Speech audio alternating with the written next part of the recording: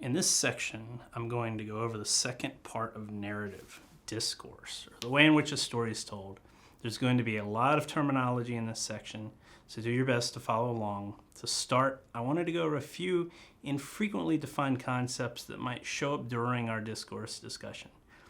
The style of a film or a filmmaker's distinctive filmmaking technique. For examples, the film of Wes Anderson, Terry Gilliam have a very distinctive style and can be described in terms that pertain to them and not to many other filmmakers. Film movements are a larger group of filmmakers that normally have a distinct common style. New Hollywood directors like Steven Spielberg, George Lucas, and Francis Ford Coppola have a similar bombastic production style that is specific to that period in which they were producing work. Periodization is another term associated with the style of a film movement. For instance, at the beginning of the semester, we were watching films from the silent era of film. Next up is the term canon. You may have heard this one used in context with biblical canon or most likely Star Wars. For example, Kevin Anderson's 1996 book, Tale of the Bounty Hunters, is no longer considered canon in the Star Wars universe, even though the stupid Boba Fett show is pulling stuff directly from it. In film, literature, art, canon is just a group of works selected as the representation of the highest quality in their specific periods. Of course, all of these terms tend to be problematic, since their exclusivity doesn't include works that aren't deemed culturally significant to mainstream audiences. The strict adherence to a film canon is the reason why Get Out, being nominated for Best Picture, is noteworthy. Since the voices of people of color are largely dismissed by the archons of the Hollywood film canon. As we'll learn in the final module, attacking the hegemony of a film canon is the goal of activist cinema. Since most films require massive budgets, the doorway to entry for new filmmakers isn't the easiest to get your foot in. Most big films have what's called producers, who are the major funders of the film and often have a say in the final content of a film. Marvel Studios and Disney are big examples of this. If you're familiar with the works of Sam Raimi, like Evil Dead or Drag Me to Hell, you can probably recognize Raimi's distinctive style in the most recent Doctor Strange film. The influence of Disney and Marvel seemed to override Raimi's style in several sections of the film. To avoid this influence, a lot of filmmakers decided to create what's called an independent film. An independent film is just one without a major studio as a producer. The majority of these films are funded by big or private investors, and then the film is taken to film festivals like Sundance, where the rights might be sold to a larger studio. This way, in most cases, the artistic vision of the creator remains intact. Often art films or films that are focused more on discourse than story are independent films, because the film style is a risk to mainstream investors who are less willing to produce them. However, not all art films are independent films. So now that we've talked a bit about the production of film and the creative limits placed on film, we can actually begin discussing discourse. Like I said in our section about narrative, this is just the way in which a story is told. Think about Rashomon, where several characters are telling the same story in different ways based on their personal bias or motivation. This is also what's called focalization, or the perspective from which a story is told. Focalization has a major effect on what the audience is allowed to see or know, down to the meaning of specific metaphors. Think, for example, if Star Wars was focalized through the perspective of an HAVC contractor on the Death Star. The Empire would most likely be seen as a huge account for the engineering firm, where the individual contractors actually hate working for the Empire that is constantly placing lowball bids for work. Because of the revenue, they don't want to lose them as a client. For a theoretical contractor, the Empire is bad, but the rebels are worse.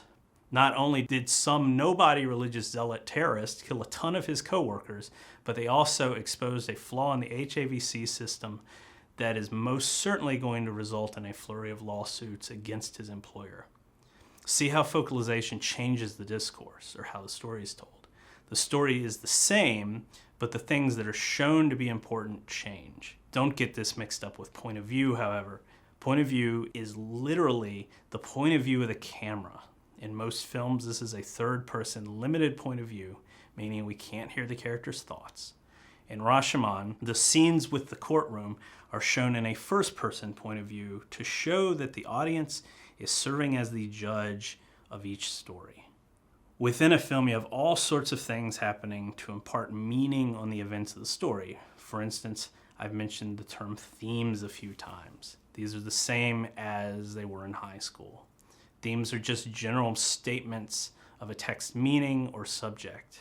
For example, in Star Wars, good versus evil is a major theme.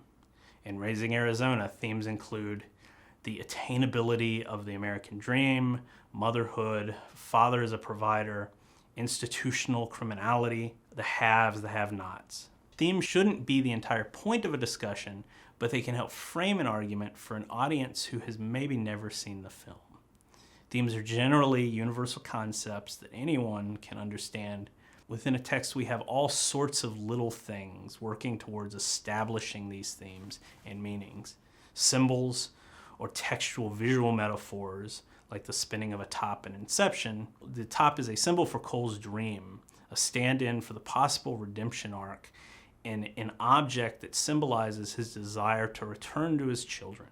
Repeating symbols become motifs. Red and blue in Star Wars as a stand-in for good and evil. The Sith uses the red lightsaber and the rebels use blue lightsabers. These motifs are heavily handedly implemented in the newer movies. For example, when Finn and Rey are fighting Emo Kylo at the end of The Force Awakens, the color of the lightsabers light up the snowy setting of the fight. We can tell which character has an upper hand based on which lightsaber is providing the dominant light filter, blue or red. In that same scene, we have what's called a leitmotif, or an audio motif. The first major use of the leitmotif is often credited to Wagner, who employed them frequently in his Ring cycle, which he considered a Gesamtkunst, or a complete work of art, in which every aspect of the opera serves a unified narrative purpose. In the first Star Wars movie, we are introduced to John Williams' Binary Sunset, Luke's theme, the Jedi theme, that features that iconic rising French horn. When Rey retrieves Luke's lightsaber before defeating Kylo Ren, her theme is slightly altered to include the same French horn from Binary Sunset. This is a leitmotif. Another common leitmotif in film is the Dies Irae from Mozart's Requiem. This shows up in Wendy Carlos's theme for The Shining, Sondheim's Ballad of Sweeney Todd, and it's mixed into music playing just before the Wet Bandits attack in Home Alone. Again, in most texts, motif or leitmotif and symbols all serve the theme of the film, and Dies Irae, as it appears in Mozart's Requiem, is no different. Requiems in the Catholic Church are for funeral masses, so they are a repose for the dead and often associated with death or a foreboding tone. The Requiem was the last piece of music written by Mozart. Next up, we have some misleading symbolism, like the MacGuffin, or a desired object that's often vague but serves as a call to action for a hero. The One Ring in Lord of the Rings is one example of a MacGuffin. Hitchcock is credited with legitimizing this narrative device. Other examples include the stolen money in Psycho, the lament configuration in Hellraiser, or the Holy Grail, the Lost Ark, the Crystal Skull, and magic rocks in the Indiana Jones film. There is a reason why I'm mentioning a lot of new Hollywood directors. It's because they come up in a lot of discussions of modern cinematic discourse. Works like Indiana Jones, Star Wars, or Apocalypse Now all borrowed common narrative tropes from opera, literature, and film in a way that was easily presented to mainstream audiences. All right, now for the big stuff. Intertextuality. This can include all of the above discursive devices, including style. In its original usage, the term was used to describe modernist authors like James Joyce's practice of frequently borrowing stylistic aspects of other texts for their own. But for this class, all intertextuality is the borrowing a meaning from one text to use in another. It's narrative shorthand. For example, in her 1913 poem, Sacred Emily, Gertrude Stein writes, "A rose is a rose is a rose." The passage itself, out of context, is nonsensical, but the first thing to come to mind might be the line, "A rose by any other name would smell as sweet," from Act 2, Scene 2 of Shakespeare's Romeo and Juliet. Stein's actual intended meaning of the phrase is a matter of discussion, but its association with the Shakespearean passage is almost certainly a deliberate reference. This is intertextuality.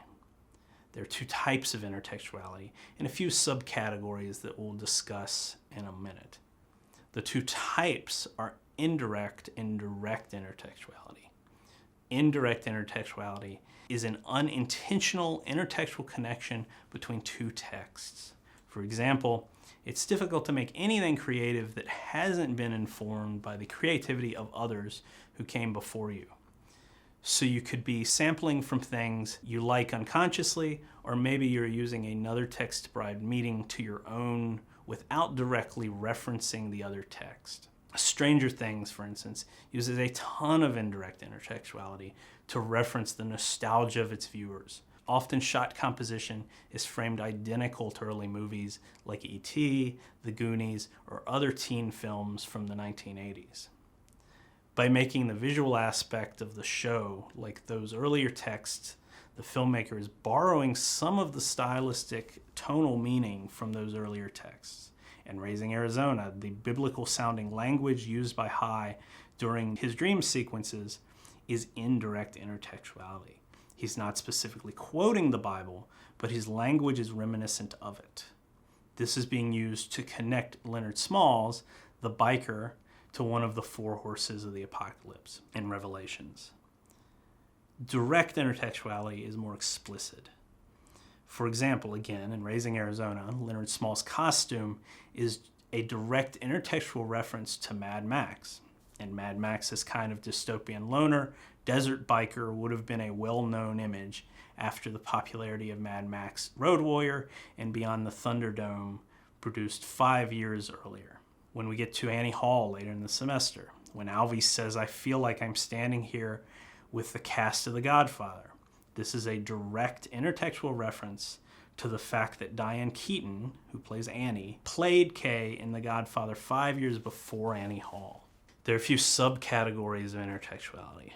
Keep in mind, I won't ask you to differentiate these in a quiz or anything, since outside of their academic definition, they can overlap quite a bit. The first being allusion.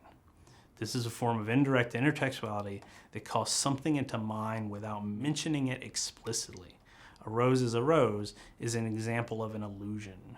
The aforementioned biblical language in Raising Arizona is an allusion. Pastiche, on the other hand, is an indirect intertextual reference where a text imitates the style of another work, artist, or period. Stranger Things is a pastiche of 1980s film culture. Next, homage is a direct or indirect demonstration of respect for another work, artist, or style. Frank Oz's 1986 film Little Shop of Horrors is an adaptation of an off-Broadway musical. Adaptation is also a form of intertextuality, but is also an homage to the 1960s B-movie culture that created Roger Corman's original Little Shop of Horrors. The last form of intertextuality is plagiarism, the bad kind. Plagiarism is direct intertextuality pretending to be indirect intertextuality. In my experience of the 150 papers I grade for this class, at least 2 of them will be plagiarized, but it also occurs in film. For example, large sections of the first season of Mr. Robot have been pulled directly from movies like The Matrix, Hackers, and Johnny Mnemonic. Much to the chagrin of our theoretical Death Star contractor, the Death Star attack at the end of A New Hope is pulled directly from the final scene of Michael Anderson's 1955 film The Dam Busters. Likewise, the "My friend says he doesn't like you" scene at the Tatooine Cantina is almost a word-for-word translation of a similar scene in Akira Kurosawa's 1954 film Seven Samurai. The first scene of what is considered the first new Hollywood film. Arthur Penn's 1967 Bonnie and Clyde is almost a shot-for-shot copy of a scene in Francis Truffaut's 1962 French New Wave masterpiece, Jules and Jim. Lucas and Penn were effectively reshooting and repacking for an art film that at the time hadn't quite reached an American audience. The part of plagiarization that differentiates it from more common forms of direct intertextuality is that no aspect of it identifies the original creator. In scholarship, we identify the creator with a quote, in-text citation, and bibliography entry. In film, the direct reference might be exaggerated in ways that say, remember this other thing, or the setting and themes might indirectly identify the style or movement of the original. For example, Todd Phillips' 2019 film, Joker, makes direct intertextual references to Martin Scorsese's 1982 film, The King of Comedy. They're almost the exact same movie. But Phillips makes his influence known using Robert De Niro, the star of King of Comedy, and having Arthur Fleck wear the same colored suit as De Niro's character in King of Comedy. Don't quote me on this, but I also think Phillips worked with Scorsese for a while during Joker's early production. The film isn't hiding the fact it's copying another text. Plagiarism does. So let's look at some more visual examples and think about what types of intertextuality is being used. In this first image, we have a painting from a plague-era church featuring a man playing chess with death, or a corpse. The film image is from Ingmar Bergman's 1957 film, The Seventh Seal. I'll give you this one. It would be direct intertextuality. The time period of the film setting is vague, as the main character is an 11th century crusader, but the plague iconography is from the 14th century Black Plague period. But Bergman has stated in interviews that this specific painting inspired the chess part of the film. The same imagery is used in Grim Adventures of Billy Mandy as an indirect reference to Seventh Seal, Bill and Ted's Bogus Journey as another indirect reference to the Seventh Seal, and The Last Action Hero as a direct reference to the Seventh Seal. The second set of images are from the same film in similar Middle Age art, specifically the allegory of the Dance of Death. An allegory is like a motif, a collection of images with a similar meaning, but wider in scope than a single text or a collection of related texts. There is an indirect connection between these sets of images, but there's no primary evidence that I've found, at least, suggesting Bergman was referencing any one specific image, making it indirect, until proven otherwise. The next set of images are of a 1743 painting by William Hogarth titled A Tete, and a scene from Stanley Kubrick's 1975 film Barry Lyndon. The reference here is deliberate. But is it direct or indirect? I would argue it's direct, only because the painting above Barry, as seen when the camera zooms out, is an artist's interpretation of Hogarth's 1975 painting, The Painter and His Pug, a self-portrait of Hogarth. The next two images are from Robert Mulligan's 1962 adaptation of Harper Lee's 1960 novel, To Kill a Mockingbird, and Robert Zemeckis' 1994 film Forrest Gump. The framing here is similar. The context of Forrest meeting with Bubba's family and Atticus meeting Tom Robinson's family after their deaths is similar. But what type of intertextuality is this, and why is it being used? I don't have an answer for this one. I would personally guess indirect, but Zemeckis has been inspired by Mockingbird, and thematically both scenes have something to say about American racial disparity in the South during the same time period in the 1950s, 1960s. These next images are from Stanley Kubrick's 1980s film, The Shining, and the Hannibal TV series. Again, I don't know if these can be considered direct intertextuality, but Hannibal is wearing its influences on his sleeve here. Both scenes are otherworldly, and the color similarities are striking. The next images relate to some of the common themes in Raising Arizona. Specifically, the idea of American iconography. This first set are two artists, Joseph Castari and Mara McAfee, who are imitating the style of Norman Rockwell, whose work in the Saturday Evening Post has often been associated with themes of wholesome American exceptionalism. Satari's work is borrowing meaning from Rockwell, whereas McAfee is parroting it for National Lampoon's magazine. In the next set, Rockwell is doing the same thing with the Jackson Pollock drip painting. The connoisseur in Rockwell's painting is pretentiously admiring Pollock's abstraction, but at the same time, Rockwell has replicated Pollock's painting technique with such an absurd level of accuracy as to make fun of Pollock's skill, the skill that's being admired by the connoisseur. The next set of images are all intertextual references to Rockwell's 1941 painting, Freedom from Want. The point of view of the painting is the first person, like the judge in Rashomon, suggesting that the viewer is the guest at the end of the table getting ready to partake in the meal. This image appears in countless films as an intertextual reference. The second image here is a direct parody from the Deadpool film, the poster for the movie. And the third image is at the end of Raising Arizona, when we see High's dream of eating dinner with his future family, even though we know Ed is incapable of bearing children. Finally, the clip from The Godfather 2 features the same iconography being experienced by the Corleone family.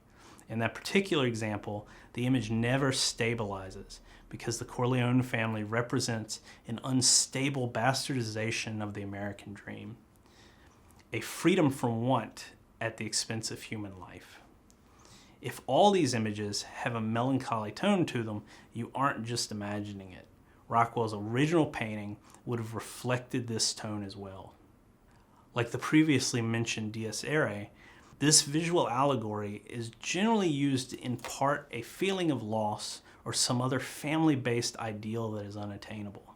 Beyond Rockwell's Saturday Evening Post images, his other works put a critical microscope to the darker side of American culture, including his 1963 painting of Ruby Ridges being escorted into school by U.S. Marshals, titled The Problem We All Live With, or his 1965 painting, Murder in Mississippi, depicting the 1964 Ku Klux Klan murder of 3 civil rights activists, James Chaney, Andrew Goodman, and Michael Schwerner. Therefore, given what we know about the artist's body of work, it's not a coincidence that Freedom from Want not only has poignant racial connotations, but is almost always referenced in film as a result of some form of othering or unattainable dream. Now, with all the discourse stuff in mind, from symbols to intertextuality, our next section on documentary film is going to explore what happens when aspects of fictional storytelling or narrative are applied to something that is presented to the audience as being true or real